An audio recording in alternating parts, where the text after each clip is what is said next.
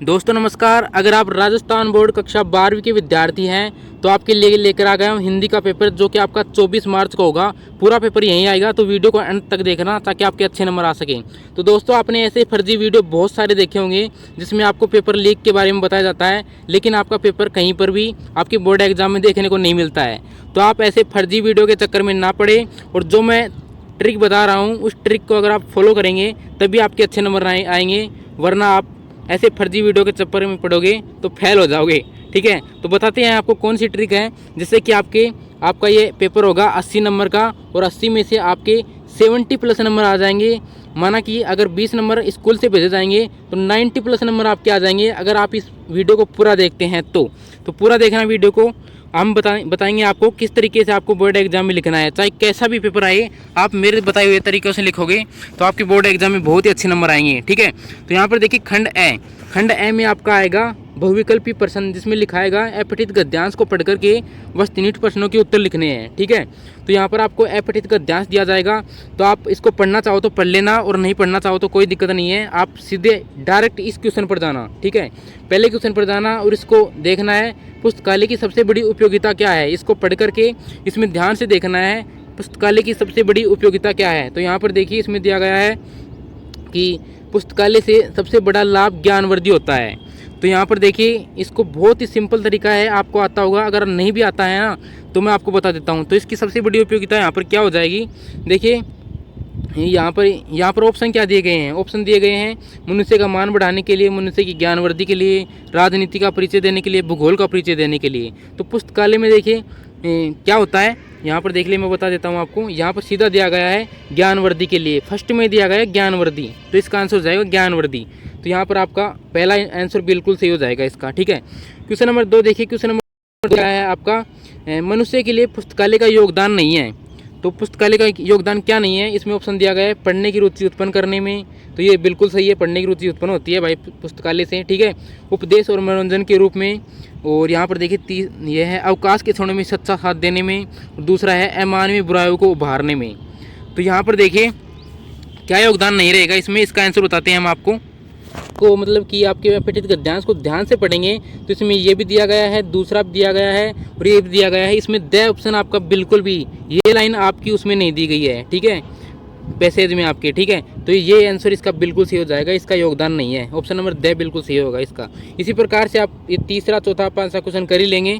ठीक है, इनमें तो कोई दिक्कत नहीं होनी चाहिए, इनमें आपकी नकल भी हो जाएगी, तो इनमें आपकी कोई दिक्कत नहीं होनी चाहिए। हम इंपॉर्टेंट चीज़ों की बात करेंगे। ठीक है, ये भी आप कर लेंगे, बहुत ही सरल है ये। गद्यांश उद्यांश तो आप कर लेंगे, इंपॉर्टेंट क्वेश्चनों की बात कर लेते हैं हम। ठीक है, ये तो आप कर ही लेंगे, खालिस्तान भी आप कर लेंगे। ठीक है, और इम्पोर्टेंट क्वेश्चन क्या है, यहाँ पर देखिए इंपॉर्टेंट क्वेश्चन यहाँ पर हो जाते हैं हमारे पास में। एक क्वेश्चन आंसर, आपको क्वेश्चन आंसर एक भी नहीं छोड़ कर आना है। बोर्ड एग्जाम में एक भी क्वेश्चन आपको नहीं छोड़ कर आना है, कुछ ना कुछ लिखना है। जैसा कि आपको ये क्वेश्चन लिखना है, आपको इस क्वेश्चन के बारे में कुछ नहीं आता है, अगर आपको ये पता है ना कि ये किस पार्ट में से है ना, आपको उस पार्ट में से जो भी क्वेश्चन आता है ना वहीं लिख देना, आपको 1 या 1.5 नंबर जरूर मिलेगा। ठीक है, आपको वही लिखना है, छोड़कर नहीं आना है क्वेश्चन। एक भी छोड़ दोगे तो फेल हो जाओगे। ठीक है, एक भी क्वेश्चन नहीं छोड़ना है, कुछ भी लिख देना है। अब ऐसा नहीं कि अपने मन में आया जो ये लिख दिया, ऐसा कुछ नहीं करना है। जो आपकी किताब से संबंधित है, पाठ से संबंधित है, वहीं लिखना है। ठीक है, थोड़ा बहुत मेल जोल कर सकते हो, बाकी आप देख लेना। ठीक है, और यहाँ पर देखिए मैं बता देता हूँ आपको, यहाँ पर 1 मिनट 16 क्वेश्चन देखिए। इसमें सबसे बड़ी प्रॉब्लम होती है इसकी गद्यांश की सह प्रसंग व्याख्या नहीं करनी आती है कुछ लोगों को। ठीक है, तो इसकी व्याख्या करने हम बताएंगे आपको। इसमें बड़ा वाला कौन सा है, ये वाला बड़ा गद्यांश है या कौन सा ये वाला बड़ा है। तो जो बड़ा वाला गद्यांश हो ना, आपको उसको चुनना है। ठीक है, उसको चुनोगे तो ज़्यादा नंबर मिलेंगे, और गद्यांश आपको नहीं आता है तो भी हम इसकी व्याख्या करना आपको सिखाएंगे। ठीक है, तो सबसे पहले लिखना है इसकी, क्या लिखना है, वो लिखना है आपका प्रसंग। यहाँ पर लिख देना है, सबसे पहली लाइन में लिखना है आपको प्रसंग। और प्रसंग में क्या लिखना है पता है, तो इसको पढ़ना है पहले। तो यहाँ पर देखिए भक्तिन प्रस्ताव, तो यह भक्तिन पाठ हो गया ना आपका 12वीं क्लास का। तो इसमें प्रसंग में लिखना है, यह गद्यांश हमारी पाठ्य पुस्तक, आपकी पाठ्य पुस्तक का जो भी नाम है वो लिखना है। यह गद्यांश हमारी पाठ्य पुस्तक XYZ का मतलब आपकी पाठ्य पुस्तक का नाम। ठीक है, पाठ्य पुस्तक के भक्तिन पाठ से लिया गया है, और इसमें भक्तिन के बारे में बताया गया है। ये आपको प्रसंग में लिख देना है, कोई भी गलत नहीं करेगा आपके प्रसंग को। ठीक है, व्याख्या में क्या करना है, अब देखिए व्याख्या में आपको कुछ नहीं आता है तो मैं बताता हूँ आपको क्या करना है। व्याख्या में व्याख्या लिख देनी है और एक लाइन छोड़कर उसके नीचे लिखना है। व्याख्या में आगे लिख करके एक लाइन सीधी छोड़नी है और फिर उसके नीचे से स्टार्ट करना है, ठीक है, यहाँ से, ठीक है। और यहाँ पर देखिए इसमें लिखना है व्याख्या के बाद में पहली लाइन आपको चेंज कर देनी है। देखिए यहाँ पर दिया गया है मेरे पास वहाँ जाकर रहने के लिए रुपया नहीं है, तो रुपया नहीं है, तो इसको आपको कैसे लिखना है, आपको दूसरे तरीके से लिखना है आपको, ठीक है। तो यहाँ पर लिख देना है मैं वहाँ पर गई तो मेरे पास 1 रुपये भी नहीं था, ठीक है। तो ऐसा चेंज करके लिखना है आपको। नहीं आता है तो बता रहा हूँ, ठीक है, आपका एक भी नंबर नहीं कटेगा, सच बता रहा हूँ, ठीक है। यह मैंने भक्तिन के प्रस्ताव को अवकाश न देने के लिए कहा था, तो इसको भी चेंज करेंगे। तो इसमें लिखेंगे भक्तिन के प्रस्ताव को मैंने अवकाश देने के लिए कहा था। थोड़ा थोड़ा चेंज कर देना है इसको और 2 लाइन चेंज करनी है और बाकी ऐसे का ऐसा लिख देना है आपको, ऐसे कैसे लिख देना है। और लास्ट में जो लाइन है उसको भी चेंज कर देना है, ठीक है। और थोड़ी राइटिंग का ध्यान रखना, राइटिंग आपको अच्छी करनी है। ऐसे कैसे लिख देना है, 1 नंबर नहीं कटेगा भाई आपका, 1 नंबर नहीं कटेगा। हम जब बोर्ड एग्जाम में थे हमने भी ऐसे किया था और मेरे बोर्ड एग्जाम में ना 95 नंबर आए थे। 10th क्लास में 95 नंबर आए थे और 12th में 91 नंबर आए थे मेरे, ऐसे तरीके से, ठीक है। तो आपको ऐसा लिख देना है। और आप एक विद्यार्थी क्या गलती करते हैं, व्याख्या तो कर देते हैं और उसके बाद में विशेष नहीं लिखते हैं। आपको विशेष भी लिखना है। अब आप कहोगे सर विशेष में क्या लिखें, हमें तो कुछ आता नहीं है। तो विशेष में मैं बताता हूँ आपको क्या लिखना है। आपको 3 लाइन लिखनी है, जो मैं बता रहा हूँ अपनी कॉपी में नोट कर लो। वो विशेष में आपको हर लिख देने हैं। तो इसमें लिखना है इसमें इसकी भाषा सरल व सरस है, इसकी भाषा सरल व सरस है। पहली लाइन ये लिखनी है आपको, चाहे कैसा भी पैसे जाए, पहली लाइन लिखनी है विशेष में, इसकी भाषा सरल सरस एकदम अच्छी है, ठीक है। दूसरा लिखना है आपको, इसमें अनुप्रास अलंकार का प्रयोग हुआ है।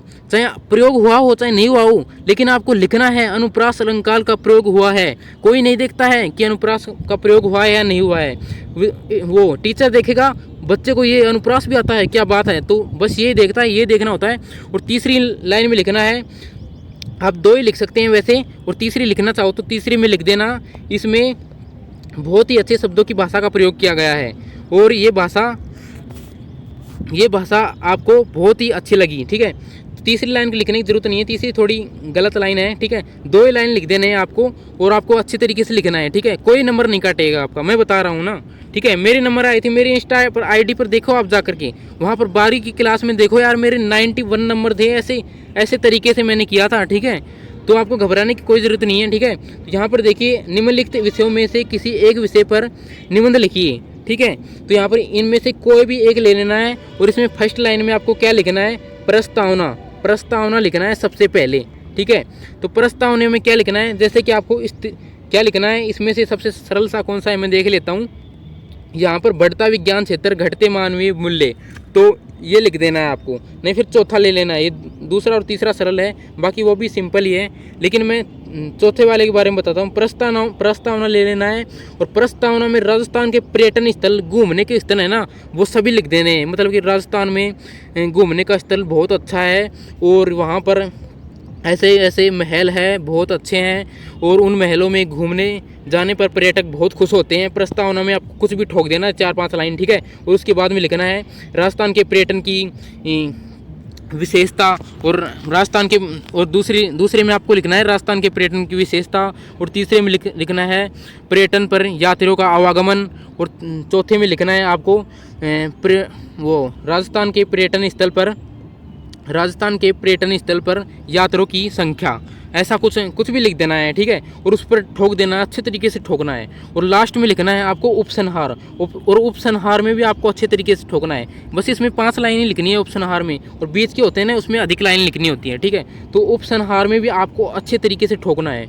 जो भी आपके मन में आए ना, राजस्थान के पर्यटन स्थल, वहाँ पर आते हैं, खूब मस्ती करते हैं, मज़े लेते हैं, और वहाँ पर आने के बाद में घूमते हैं, फिरते हैं, नदियों को देखते हैं, एक दूसरे से आपस में बातें करते हैं। जो भी आपको ठोकना हो ना लिख देना है। कोई नहीं देखता है भाई, आपको कोई नहीं देखता है, कोई नहीं पढ़ता है इन सब चीज़ों को। पहली लाइन पढ़ता है और लास्ट की लाइन पढ़ता है एग्जामिनर, और बाकी कुछ नहीं पढ़ता है। और आपको सिंपली 5 नंबर दे देता है, 5 नंबर नहीं तो 4 नंबर आपको पक्का दे देता है, ठीक है।